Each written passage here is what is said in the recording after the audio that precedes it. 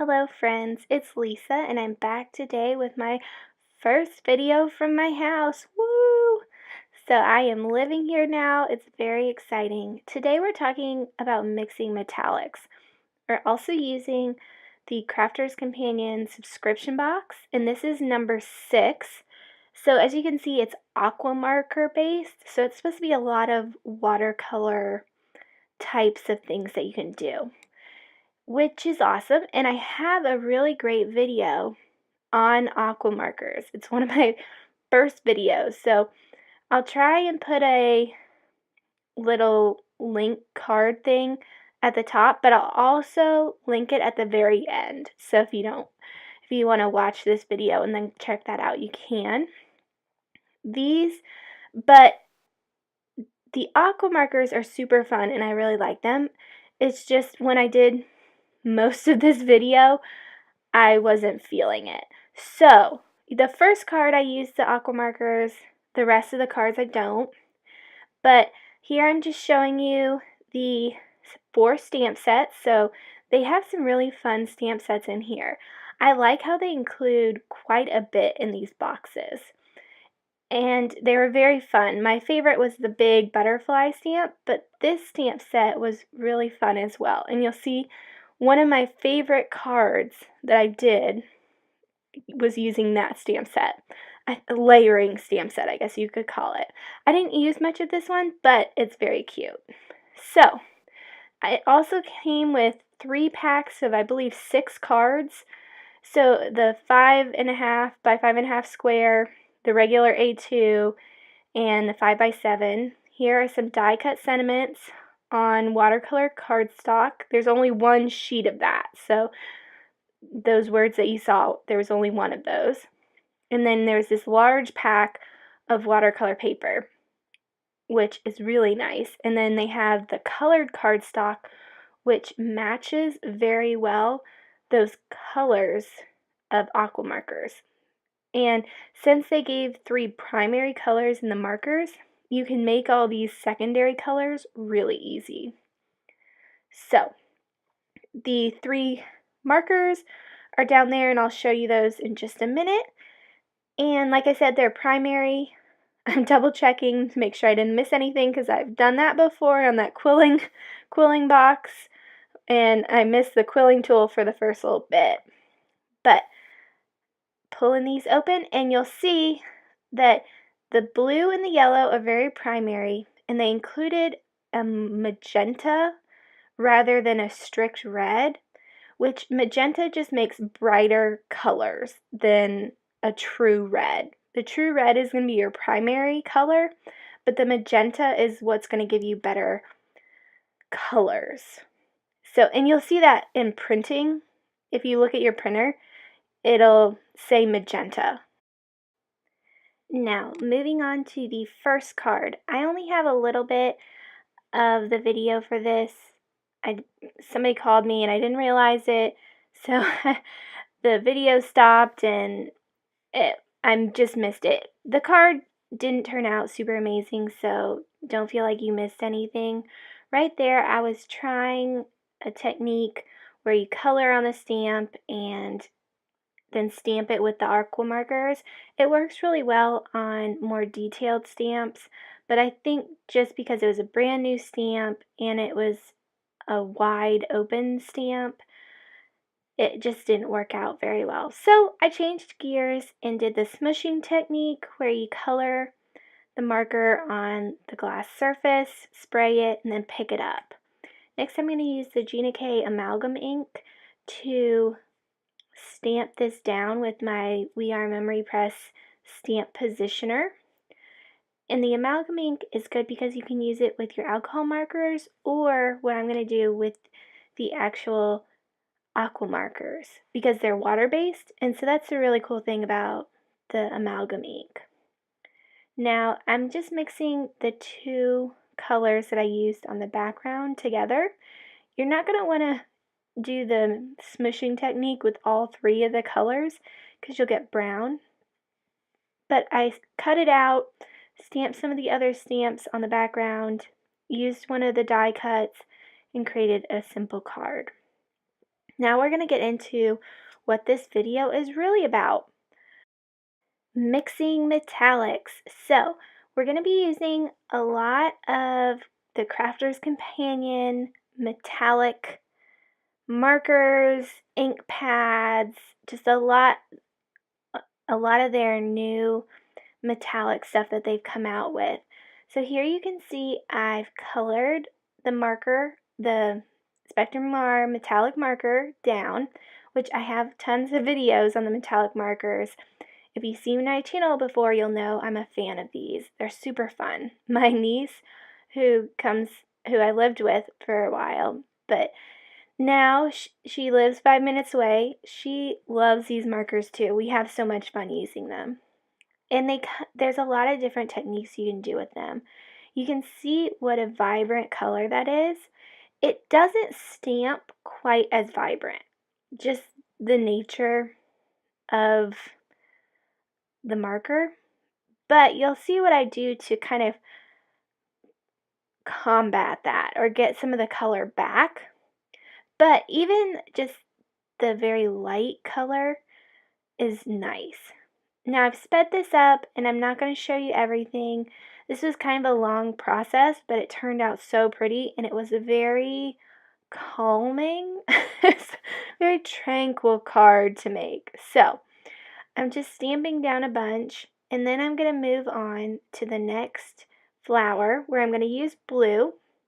So that was the Antique Pearl, which is a new color, and this is the Blue Sapphire, I want to say. And it's an older color, Blue Topaz, sorry. And it's an older color. So I'm stamping down a bunch of the blue flowers, and I'm trying to fill in big gaps and not have any flower that's the same color too close to one another. So if you're stamping off the side like I just did, you don't need the whole stamp covered because waste of ink, right? So for this, it's not a huge deal if it's perfect stamping. Because see, here is how I combat the not getting the full vibrancy of the color. I decided to go ahead and go back and color everything over. This is at regular speed, so this is how fast I colored it, which is amazing to me sometimes when I can fast forward through these videos and it's like, oh man, if only I could color that fast. But it's fun to do it the calm, easy way. So I did the purple a little bit differently where I didn't color the whole thing like I did for the blue, and now this red, which is vintage satin. For the purple, I just dragged it from the center out to give it a little bit of definition and fun vibes, something a little different. So next we're going to do the very smallest little rose, and this is in the silver color, silver ingot. And then I got a call, so my video cut off, but I saved the best parts. I just stamped some of the greenery, simple like I did with everything else with the markers, and then I'm going back and coloring it. Here we're going to next take some of the Midas by Spectrum Noir, which is a Crafter's Companion company. Excuse me. And stamp this rose gold over top of all the silver flowers. So since this is a layering stamp set, you have the bottom and you have the detail layer. So I'm stamping the detail layer in different colors of this metallic ink by Spectrum Noir. These are brand new inks. Within the last month they have come out, so they're super fun. I was nervous about getting these. I have had different metallic ink pads in the past and they don't work very well, but these ones work really well. They're super fun to use. We'll go in, you'll see a few more techniques that I try and use with them. I want you to be aware Sometimes the first stamp or two I had trouble with, but I think that was more because of the stamp and not because of the pigment. You just kind of have to use stamps a few times for them to actually like stamp well, and I just didn't do that. I probably should have had an extra piece of paper and just stamped off the first couple times. And I know that you can also use archival ink and let it dry on the stamp and then just kind of wipe it off after it dries, and it will temper the stamp. Next, I'm cutting out the traditional lace die by Crafter's Companion. This die is really cool because it has the inside die that cuts everything out of the paper and then two outside dies, so you can cut it out of the paper just inside a piece of paper, or you can put the two outside dies and cut it fully out, or you can put one and cut into the paper. It's a little hard to explain without showing you, but this is a really cool die, and I cut it out of Centura Pearl cardstock. I'm gonna use my little picker tool and pick all those little pieces out of my die cut and out of the die itself. So I cut that part out of the video. Next, we're taking the big butterfly stamp that came in this box, and I'm coloring it over with the silver ingot metallic marker and just stamping it down onto that some of that Centura Pearl cardstock as well. I'm going to leave that in my stamp positioner exactly where it was because I'm going to stamp over this. The silver ingot is just to give me a definition of where I need to color into.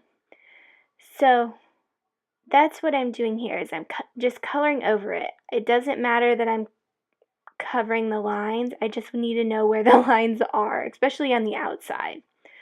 So I decided to use the blue topaz as well as the antique pearl, ancient pearl, whatever that one was, the purple, and creating kind of a two-toned butterfly. On the top wing, the blue is in the center and the purple's on the outside, and on the bottom wing it's reversed, just to give it a little bit more definition between the two wings, as well as to make it fun and different. So, just coloring this in simply, easily, since I'm going to stamp it again and add that detail back in. There's quite a bit of detail on this stamp. I don't want to make it too intricate underneath. I did want to have more than one color, but I didn't want anything too fancy or anything like that. The metallic of these pens, as well as the metallic of the ink pad that I used to re-stamp this, is really what I wanted to shine. So in between coloring on top of each color, I did let the underlayer dry. So you saw there I just put the purple on top of the blue. I let that blue dry fully just so I didn't pick up or move around anything. Next, I'm putting the pewter down in the center and then that silver ingot on top, and we're done. I'm going to stamp this with the gold metallic ink pad. This is a really fun ink pad. I did press it down for a little bit and let it sit. If you want a good impression, those are two good things to do. It's hard to catch on the video, but you can kind of see it when I hold it in the light a certain way. It's stamped really well. In person, it looks amazing. So, I think if I had put some clear embossing powder over the top of that, you would have been able to see a little bit better, but you definitely, in person, don't need it. It probably looked pretty cool, but it looks really cool without it. So I decided to stamp a gold one with no coloring, just as a backup, and I cut those out of the paper, just fussy cut them. Next, I am going to glue down on one of those 5x5 cards. I said before that they were 5.5 by 5.5, but I do believe that they were 5x5. So I got a little aggressive and accidentally glued this down too fast. So it didn't glue down perfectly, which was a little bit of a bummer. But I was able to fix that by cutting the sides down. I cut the black off of one side and the white off of the other. Next, for the bottom, I turned it into the side, I just took a little bit of that white Censure card and glued it down. Now, I do go back and cover that with the gold ink pad. I use my finger and just kind of slide it over to color that gold. It just looked better. If I had known I was going to do that, I would have done it at the beginning. But I thought still at that point that I was going to use this butterfly on top of this card. When I really liked both of these things, but when you use them together, they were really fighting each other, is how I felt. The background is so beautiful, the butterfly is so beautiful, I didn't want to use both. My plan was to put the white thing on top of the flowers to make it look like a gate, and then have the butterfly resting on top of the gate, which would have looked super cute, but I felt like there was so much going on that I should just not do that. So my next thought was, oh, well, I'll stamp these flowers from the Sparkle Garden stamp set, and they're really pretty. They just look so cute, and I thought, oh, if I stamp them in gold, it'll be a nice accent to the gold on the butterfly, and I can just watercolor with the stamp pad, and add that in, and it'll just be a nice background to this butterfly. So you'll see that's what I do. I do end up changing from the colored butterfly to the white butterfly. It just seemed to go a little bit better. So here you're seeing, I'm trying to figure out the sizing and the placement of that flower, because I wanted some of it to come up above the grate, but I wanted to include the whole grate, which probably wasn't necessary, but I did it anyway, because I thought it's just such a pretty die cut. Now, once I put the white grate thing over top, I felt like it should have some kind of something going on below. I should have done those flowers just a couple more times in gold, but I thought this would look better. Now looking at it, I think it would have been better to go ahead and just go with the gold. But I'm watercoloring the gold now because too late. And it turned out really nice. I've already actually given this card away that we're watching me do. So I'm going to put this on a card base. My brother-in-law's mom came by my house, long story, but she really wanted to see it since I just moved in. She hadn't seen it since I'd moved in a week ago, and she loved it. It was so sweet. And she came down and saw my cards today. I was like, oh, those are so cute. And I was like, oh, take one, take one. And she was like, oh, I'll buy one. And I was like, no.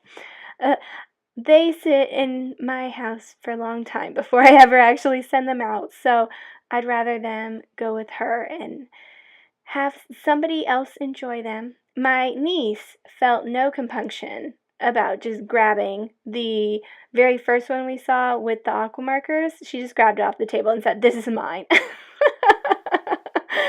She's so funny.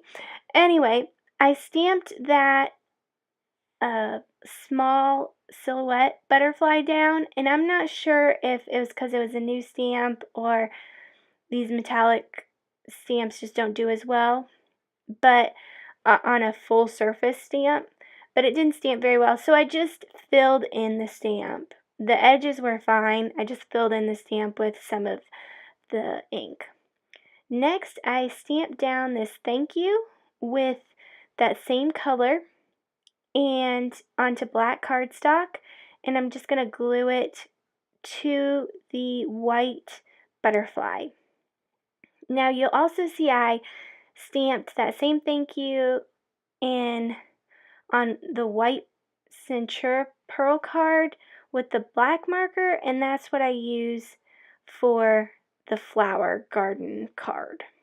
So here I am just using my trimmer to trim it down, and I really like this because it gives really square edges and it's super easy to do. So for this butterfly card, I really wanted it to keep it simple because that butterfly is just stunning. So I decided to use my stamp pad, or my stamp block, positioning block, stamp it with gold. I spritz it off camera with some water, and I'm going to stick it down. I was hoping it would be a little more coverage. I think that was my fault. I don't think I put enough water on. So my plan was to have it definitely more coverage. When I pull it up, you'll see, and you'll see here I'm holding it down for quite a while because that gives you better coverage. It didn't cover very much, but when I did put the butterfly over, it still looked really cool. So I left it. In the light, it looks amazing. It looks really gold and shiny. But I had all that extra gold on there, so I decided, oh, I'll just gild some black paper, see how that looks. It turned out okay. I kept thinking, oh, I can save this, I can save this. Somewhat. So I decided that I had too many brush marks, so I just went ahead and added some of that to the paper, and you'll see it did blend it out quite a bit. I spritz the block again and get those couple parts that still look very streaky. So, simple, easy way to get color onto piece of paper. I think if I had gone ahead and stamped some steampunky elements, this would have looked really cool. I don't have any steampunky elements, and I didn't think of it at the time, so I couldn't do that. I did stamp the stamp of the butterfly with VersaFine black ink, and then I'm going to pour some clear embossing powder over the top. One thing I didn't realize before I put the embossing powder on is the ink didn't so much stick down as it did pull the gold ink up. So I didn't get a perfectly black image like I'd planned to.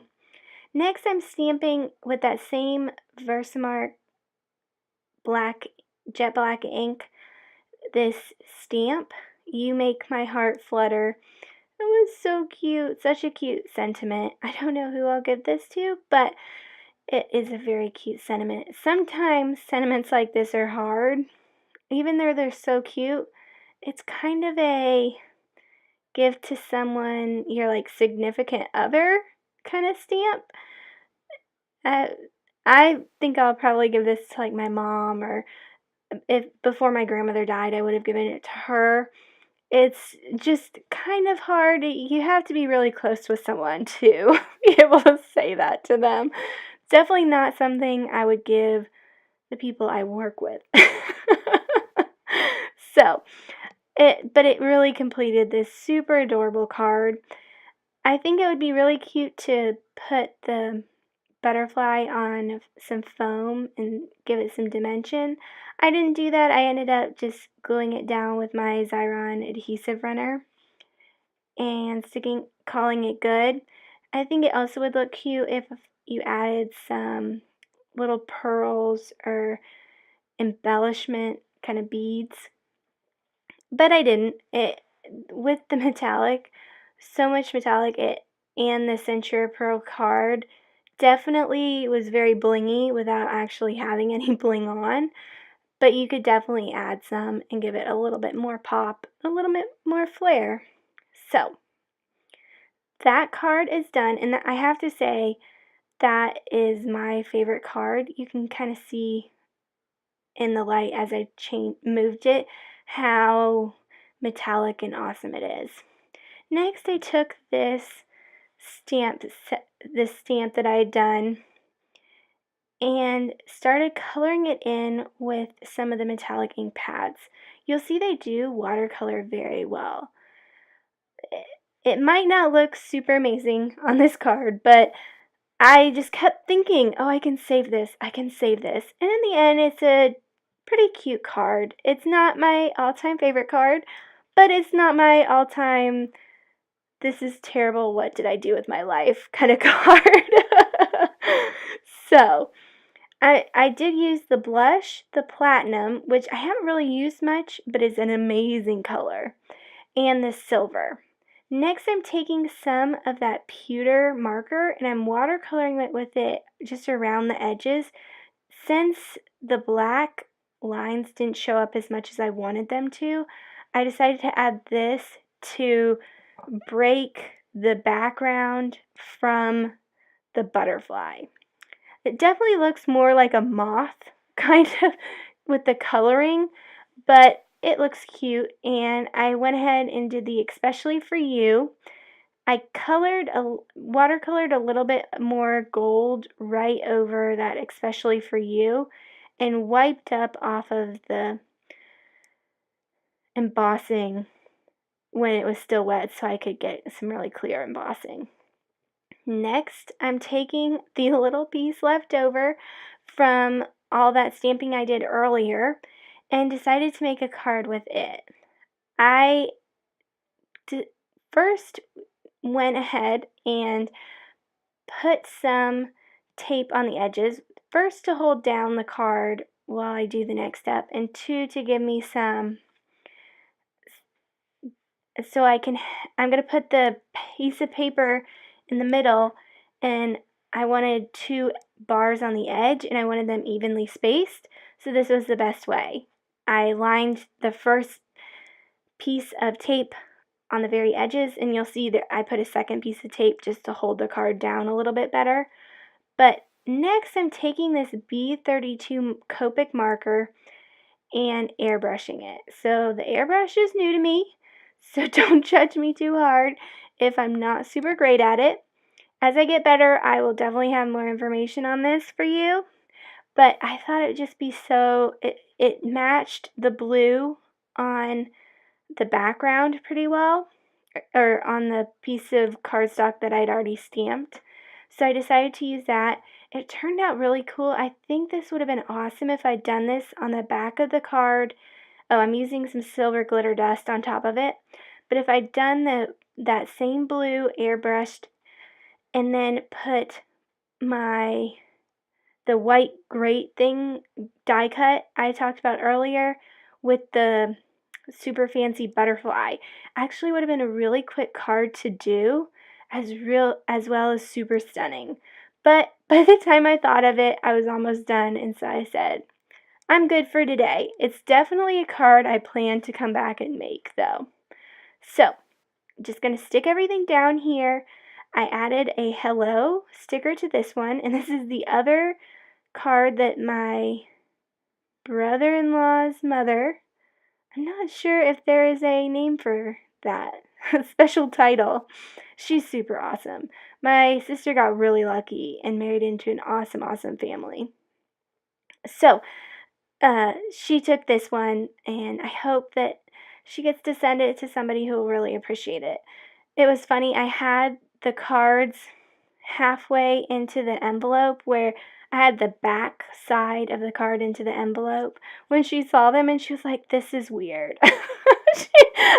She didn't really have a way to say it, but like, what did you do here? Why did you ruin these nice cards with this weird flap thing at the top? And I was like, oh no, it's just slid in so that I don't lose the envelope, because I do that, and then I have to look around for an envelope, and then takes 2 more weeks to actually send the card out to somebody. So, here's the cute hello. I think this one would have done better with a smaller sentiment, but it worked. It was cute. So, here are all the cards. You can kind of see in the light how cute that butterfly turned out. Actually, looking at them, I think they all turned out pretty cute. And I had a lot of fun. A lot of the times I try and come in to doing this a little bit more thoughtfully prepared, as in having a better idea as to where I'm going, what I want, how things are going to go. But this day I was just playing and having fun. That's why this is kind of a long, mismatched video, but I hope you guys enjoyed it. I know I did. I really enjoyed playing with all my metallic markers and metallic ink pads and have so many new ideas and so many fun techniques I can use with both of these and together. That's my favorite thing about my new system and my new craft room is I can use everything together. Definitely mixed media style. So, thanks so much for coming. Stay tuned.